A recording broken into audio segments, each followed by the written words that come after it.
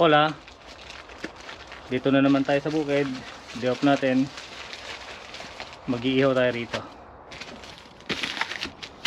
Ito yung iihawin natin mga kaamigo. Laki oh. Chuliton. Yan oh. Halos ano to, kulang-kulang 1 kilo. Binili ko kanina. Tapos meron tayong dalang tinapay. Yan. Papahida natin ng ano yan, ng kamatis. Lalagyan natin ng olive oil sa asin. Oh, tamang-tama yan. Tapos to piprepara natin yung ano, pag-iihawan natin.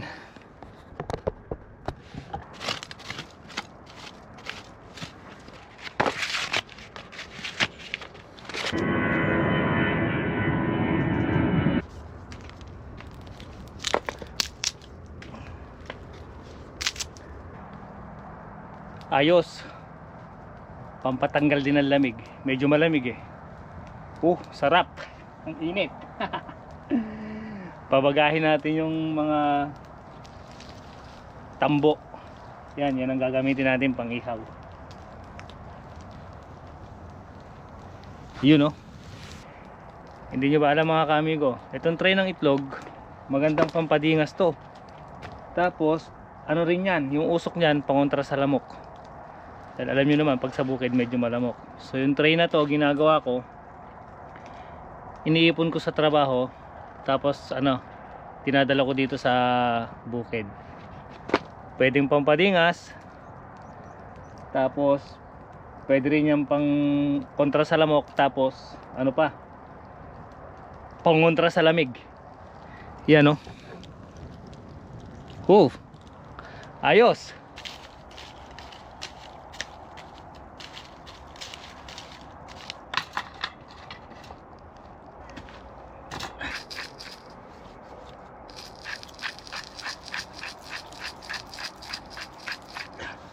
Tapos paminta.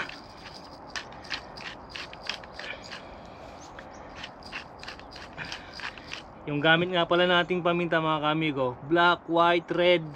Yan. Mix ano yan? Mix paminta yan. Nagmantika agad oh.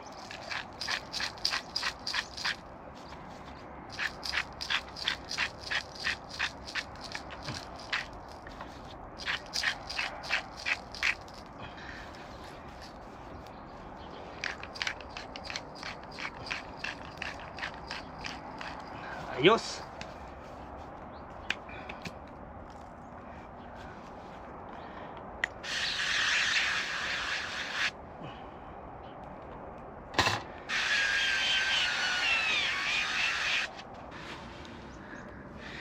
Yun oh. Yan, hintayin na lang natin siyang maluto. Pamaya-maya okay na yan. Mas masarap yan mga kaamigo. Ano lang siya, medium lang siya, yung parang half cook lang.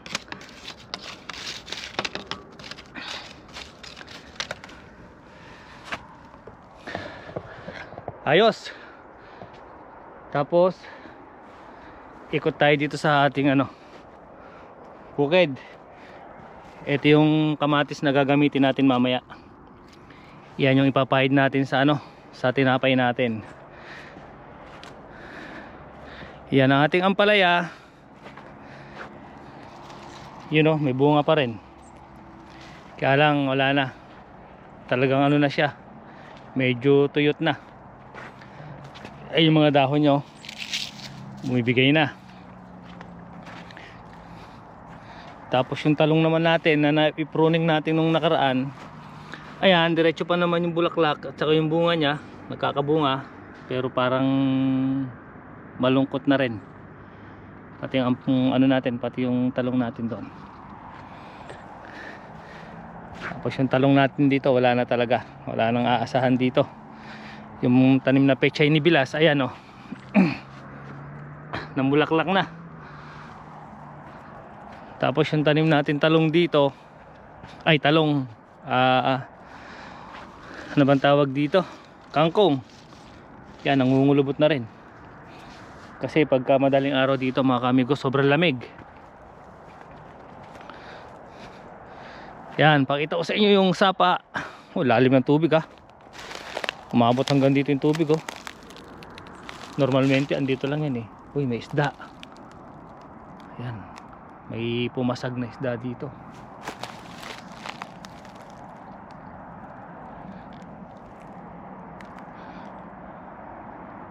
Lalim ang sapa. Tara, ikot tayo. Ikot tayo ng konti. Sa totoo lang, pag day off ko, mas gusto ko pang nandito sa bukid kaysa sa kaysa nasa bahay. Mas ako dito, mas nare-relax. Saka hindi ako tumatambay dun sa sa baryo, sa mga tambayan ng mga Pilipino. Ewan ko, hindi lang siguro ako nasanay. So pag day off ko, kung hindi ako magka-camping, andito ako sa bukid. Yan yung araw mga kamigo, palubog na oh. Palubog na yung araw. Yan yung mga tanim ni June. Medyo na rin yung ampalaya niya, palaos na.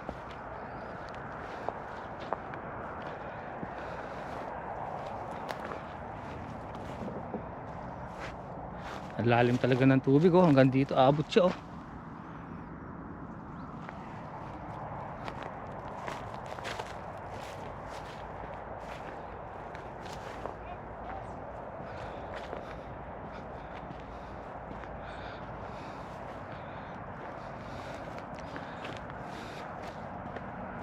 Yung mga ibang tanim ni John na alcachopas dito parang namatay dahil lalo ng tubig. Hinabot na baha ng tubig. Tapos ito naman yung kala Joey. Ayan. Ayan yung nila, yung ampalaya. Bumagsak yung balag.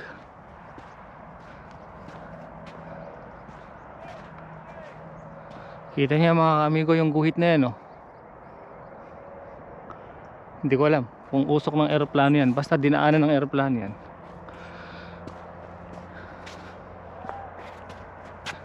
Ayan oh, bagsak yung balag. Tapos doon oh, malinis na rin yung doon nila oh. Siguro magtatanim sila ng pechay dyan. Ayan ang kubo nila. Tapos ito naman yung kay June. Ayan. Tara, balik na tayo sa kubo natin. Baka mamaya masunog yung iniihaw natin doon.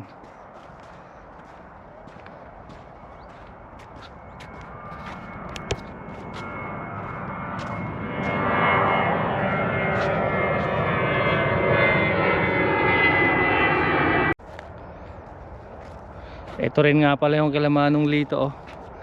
May mga bulaklak yung kalabasa nila. Ang daming bulaklak.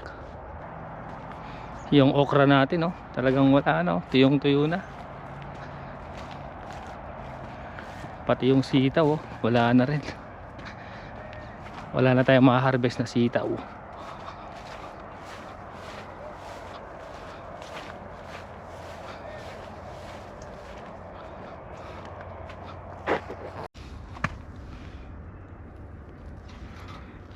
Yun oh.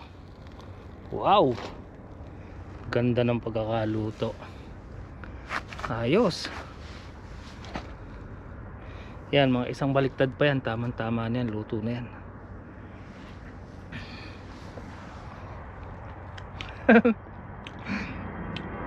Sarap.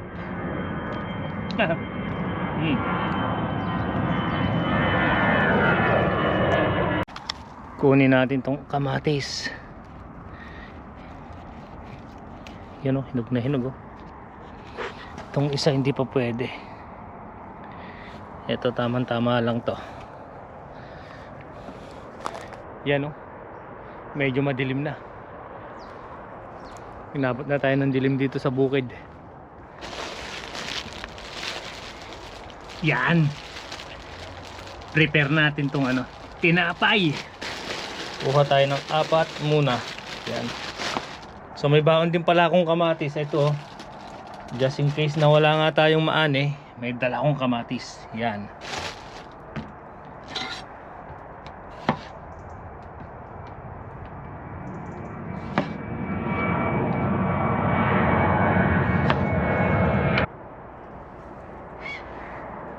Wow!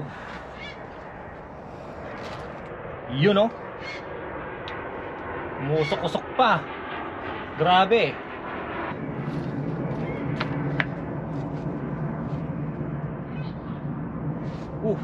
Init. Tapos yung tinapay, nainit ko na rin. Yan oh. Mukbang na yata ito ah. Paidan natin ito ng tomate. Ganyan talaga mga kaamigo pag gutom.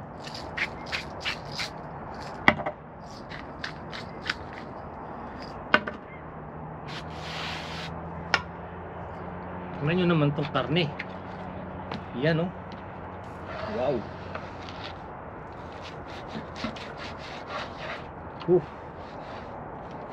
Tamang-tama lang pagkakaluto oh.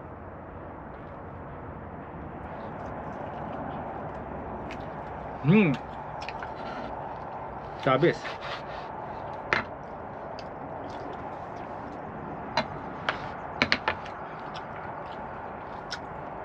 Mukbang na to eh. Ano?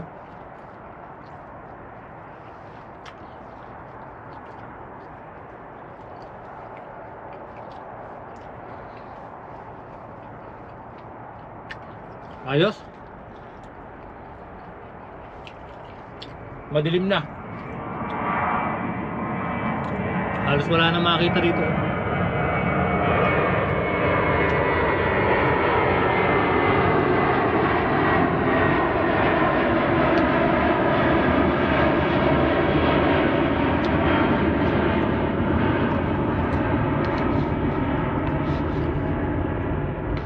Mag-isa lang ako dito mga kaamigo. Naniniwala ba kayo sa aswang?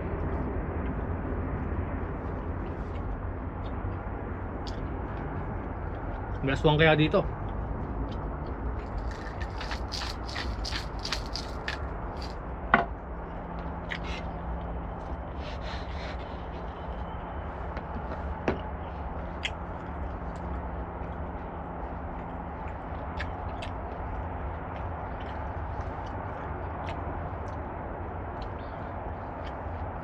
Ayos.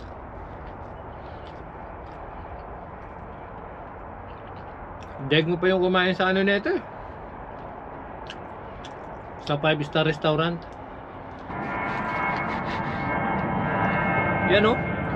Ganda ng pagkakaluto oh.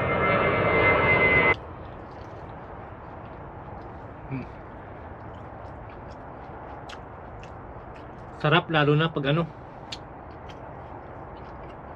may kasamang taba.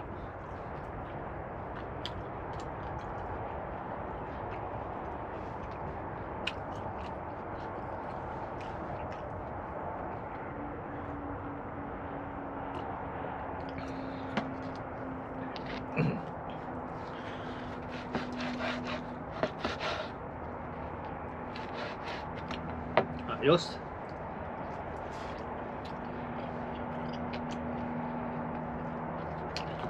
Yan mga kamigo.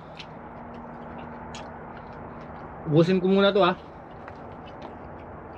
Off ko muna yung camera.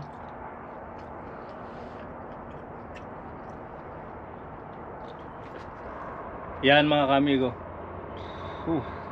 Hindi ko kinaya yung ano, kasi 1 kilong karne ng chuliton. Ayan, may naiwan. Halos ano, 3/4 lang nga tayo nakain ko. Tapos may naiwan din tinapay. Super busog. Grabe. Parang tinatamad ako umuwi. Parang dito ko na gusto matulog. Yan dyan. Dilim. Pero hindi. Uwi tayo. Niligpit na ako ng konti. Tapos uwi na tayo. Grabe. Hindi ko pala kayang ubusin yung ano, kasi 1 kilong karne ng chuliton. Suko.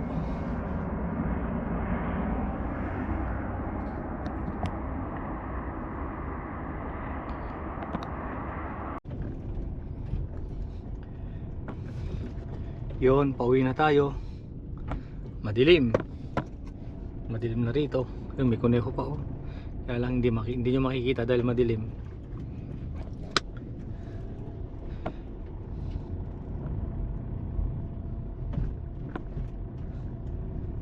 Bali, nandito na tayo sa pangatlong gate.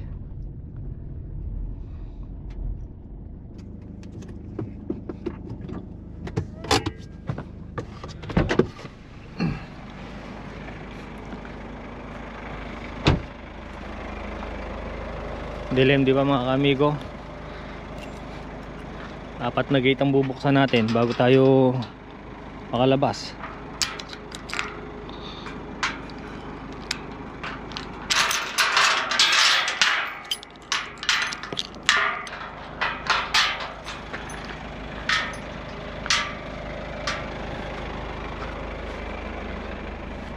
Siyempre, bubuksan muna natin, saka tayo lalabas, tapos isasara na naman natin.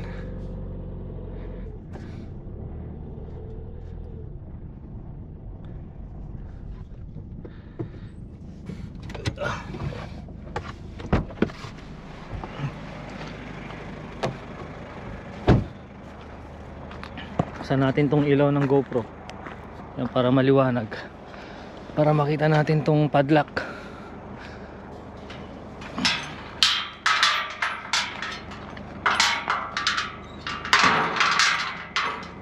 Yan.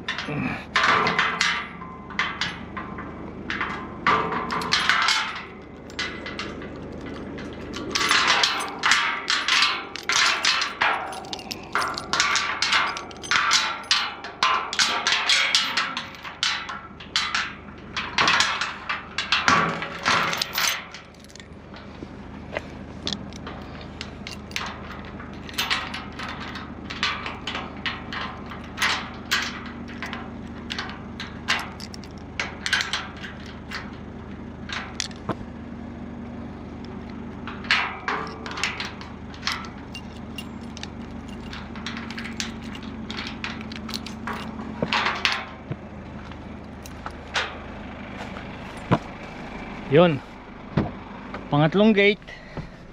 Tapos isang gate na lang. Okay na. Itong pang-apat na gate. Yan, labas na tayo.